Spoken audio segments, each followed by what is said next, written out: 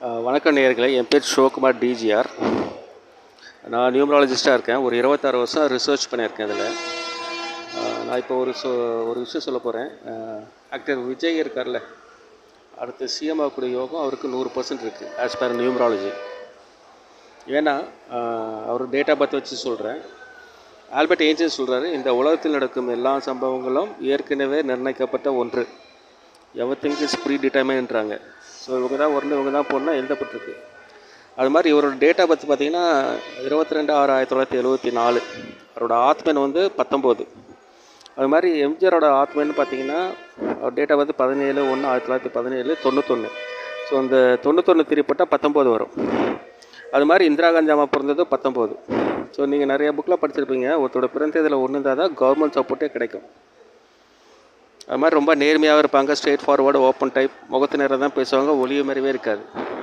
அது மாதிரி இப்போ ரீசெண்டாக பார்த்தேன், எம்கே ஸ்டாலின் அவரும் பார்த்திங்கன்னா 1/3/1953 அதில் 1 இருக்குது.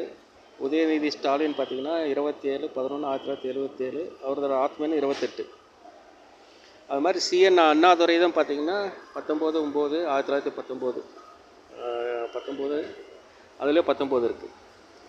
ஸோ எம்கே காந்தி இது பார்த்திங்கன்னா அவரோட ஆத்மனும் 1 தான்.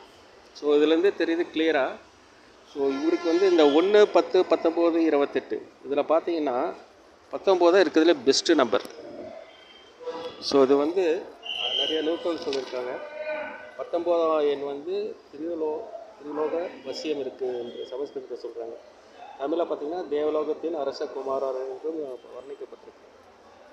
அது மாதிரி 20, 26 கூட்டினாலும் 1 தான் வருது, 10. டிவிக்கு 64, விஜய்னால 10. ஸோ விஜய்னாவே என்ன, வினா நமக்கு வெற்றி. ஸோ நமக்கு வெற்றி தான் விஜய்ன்றது வார்த்தையே இருக்குது.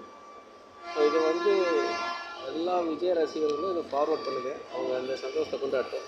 இந்த பதிவு பண்ணுற நாள் பார்த்திங்கன்னா இன்றைக்கி 22/6/2025. ஸோ அவர் டேட் ஆஃப் பர்த் அன்றைக்கி தான் பதிவு பண்ணுறேன்.